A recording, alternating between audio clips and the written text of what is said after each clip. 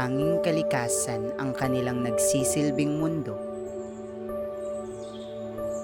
Ang pamilihan at sentro ng komersyo ay ang malawak na katubigan. Ang ilaw at kuryente, liwanag ng araw at ng buwan. Walang magagandang gusali at daanan. Ngunit may munting paraiso sa parteng ito ng kanilang mundo.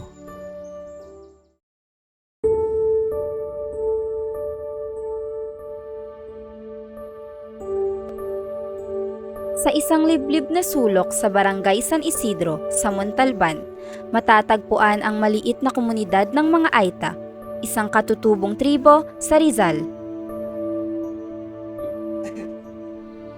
Naabutan naming abalang nagluluto ang mga kababaihang Aita. Isa sa kanilang miyembro ay may kaarawan. Kulitan, masasayang gawain gaya ng isang bata.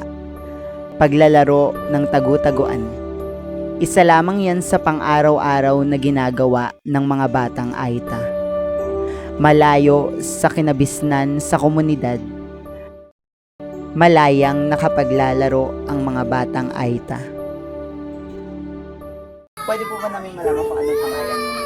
Si Geraldine Martinez de la Rosa. Okay. So yung apelido niyo po is Martinez de la Rosa. Isa lamang si Geraldine sa matatandang Aita sa kanilang lugar. Maaaring no read no write si Geraldine, ngunit siya naman ay matalino sa pangunguha ng makakain sa pamamagitan ng pangangaso. 40 taon nang naninirahan ng mga Aita dito sa Montalban. Taong 1984 nang bigyan ng gobyerno ng tahanan ng mga Aita sa Barangay San Rafael.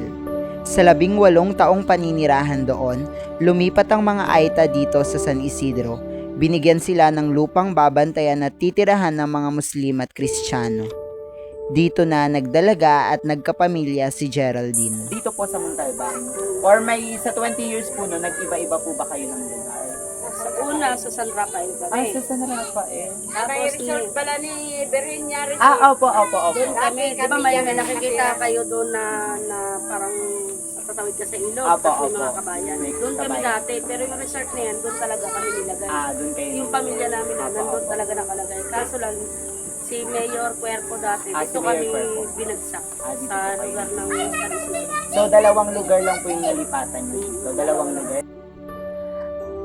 Pinagtagpi-tagping mga kahoy at kawayan, ganito itinuturing na tahanan ng mga Aita. Ang tawag rito ay sapyo. Sinapansin ko po kasi sa mga probinsya talaga, tsaka sa mga kagaya nyo, yung mga bahay is parang may ganito pero may taas. Natutuwa kasi ako parang may taas, nakakatuwa tingin.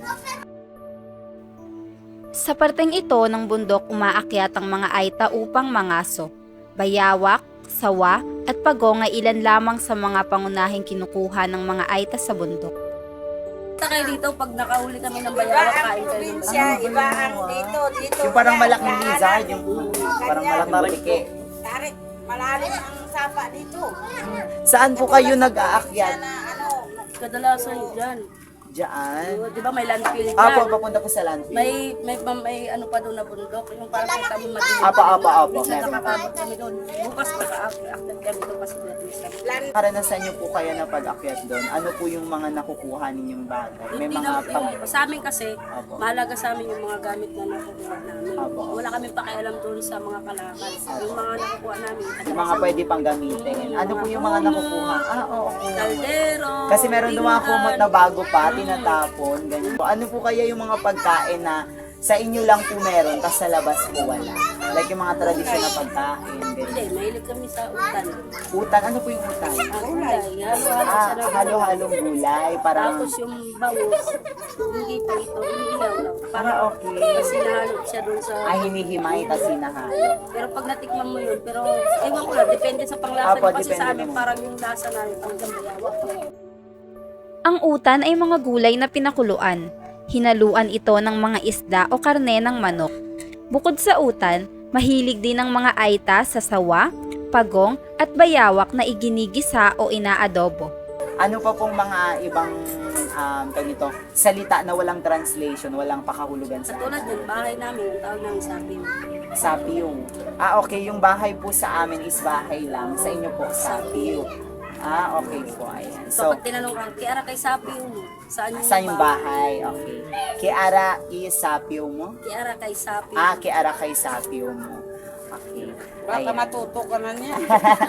Po kaya yung mga mahahalagang bagay na pwede nyo ibahagi sa amin? Like mga magagandang aral na natututunan nyo po everyday sa amin. Hindi, kasi sa katulad ko, hindi naman talaga ako graduate. Sana makapag-tapos kayo.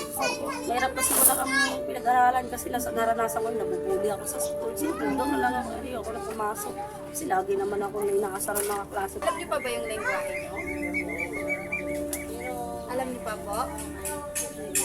Pero may alam kayong ano, like, tinuturo sa inyo nila mama o kaya ni papa na about sa tradisyon niyo dito.